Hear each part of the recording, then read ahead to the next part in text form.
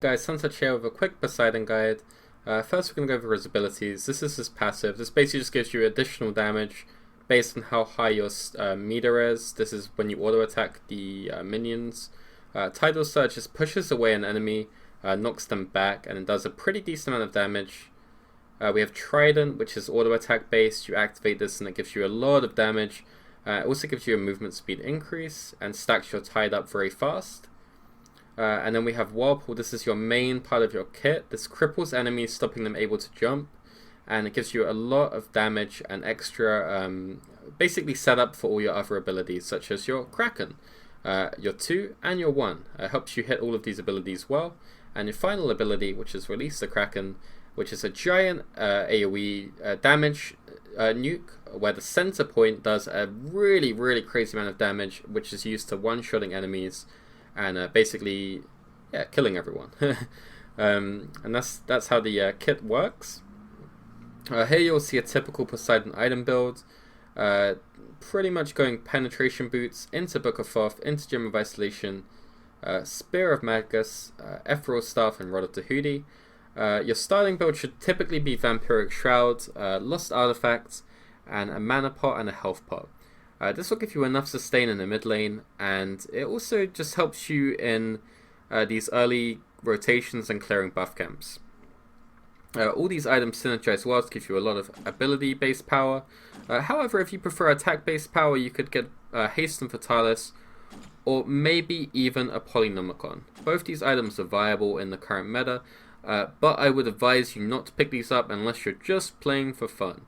If you do pick Polynomicon up, pick it as last item, as this is the best way to do it. But if you plan on picking up Fatalis, pick it up before the Rod of Tahuti, and you're going to have a fun time. Anyway, let's hop into the game action. You're going to see us starting out here. I'm on Poseidon. I'm in a ranked game, pretty decent level game, nothing too crazy here, but hopefully can talk you guys through the basics of playing Poseidon. So first we're going to level our Whirlpool, and we're going to be using this on the jungle camp to clear it. When I play Poseidon, I tend to just tank it first, whereas on other gods you might not want to. I want to get to mid lane before my enemy, and on this side of the map it's very typical you will get there. So I'm going to tank it up, and I'm going to drag it all the way to the left, make sure I'm on optimal rotation speed, saving myself a few seconds. And I'm going to get to the mid wave, we're going to start auto attacking that up, and as soon as my Whirlpool's off cooldown, you're going to see me use that on the wave. Now, an interesting thing that happens here is I'm against the Nox. Now, Nox is very weak clear, and I'm Poseidon. And I got a very nice lead there, so I'm going to hit level 2, and you're going to see me rotate for the mid camp alone. So I'm not wasting any time here, going to farm up this mid camp. My jungler isn't going to get any XP. I decided this was a good idea because I want to hit fast level 5 on Poseidon. And this is something you can do on Poseidon almost every game if the enemy has a weak clear. So I'm kind of screwing my jungler over a bit, but you'll see in the later stages that it actually is a good play. So I'm going to throw my Whirlpool again here, and my 1 to clear the wave. You normally want to do this in tandem. I'm saving my 1 a little bit there because if Fenrir jumps on me, I want to be able to push him away. And now you see with my jungler, we're going to rotate, clearing the small camps, aka the back harpies. And then we're going to be going back to mid and farming another wave. Nothing too crazy right now, we don't need to make any awesome plays. Just rotating between these back harpies and the mid wave. So as you see again, Whirlpool.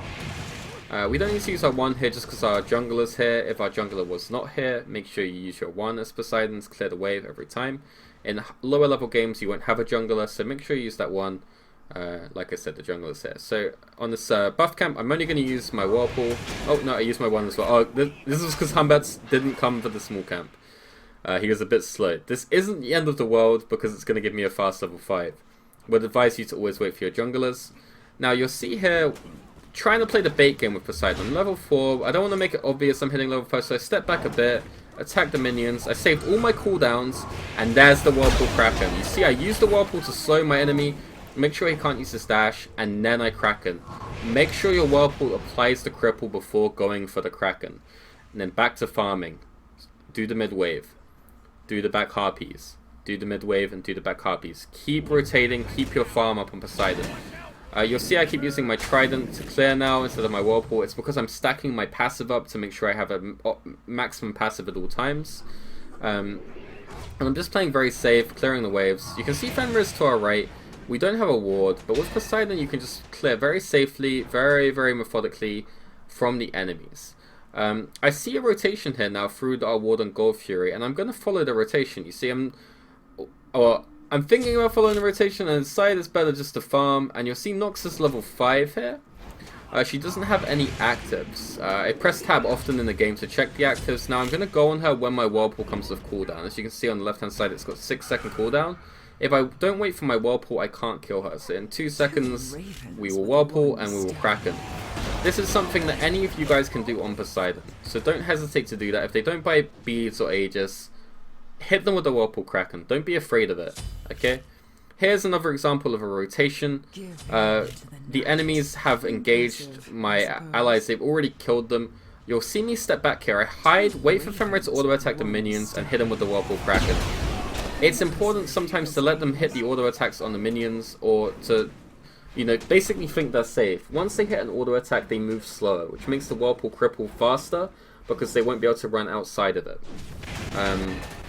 Here you're going to see again, we're just going back to farming, very nice and safe, and we're going to actually get engaged upon. Using our movement speed, we move around, a nice counter engage by Humbats, Whirlpool into our 1, very, very safe, using our 2 to apply DPS always, but you see I'm standing behind my teammates now. I've readjusted my positioning to make sure I'm standing behind them, and even though I missed quite a lot of my abilities here, we are still going to pick up the kills.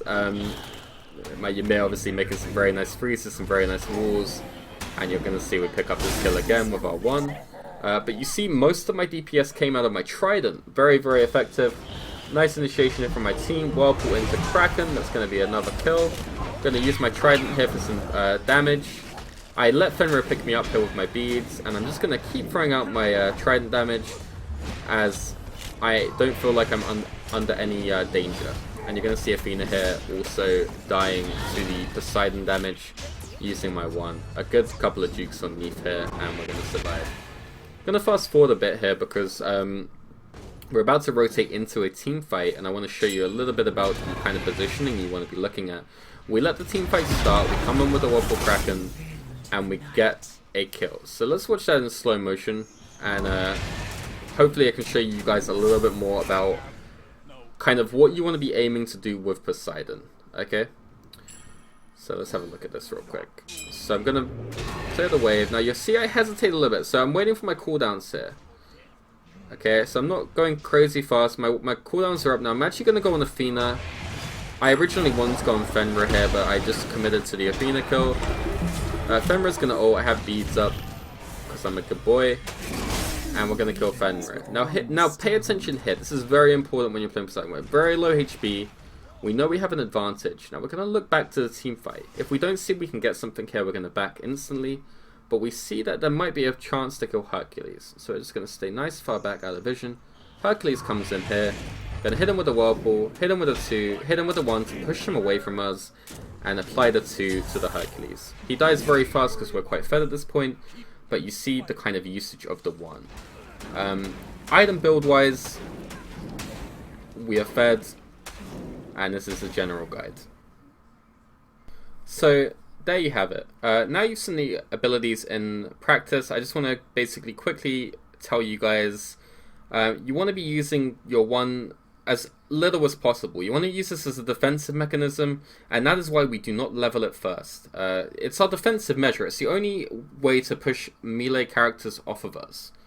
Okay, so just using our Whirlpool and our 2 is enough damage, or our Trident that is. So when people tell you to max the 1, tell them no, I want to survive. And try and keep your 1 just to push those melee characters away from you. Create distance so that you can keep using your Trident on them. Very, very underrated thing on Poseidon. And always try and make sure you Whirlpool into Kraken, as the cripple 1, it stops people jumping away from your Kraken, and 2, it helps deal extra damage with the stun, making them stay within the Whirlpool. I hope you enjoyed this Poseidon guide, and I'll be releasing other guides soon. Thank you guys for watching my video. Appreciate it.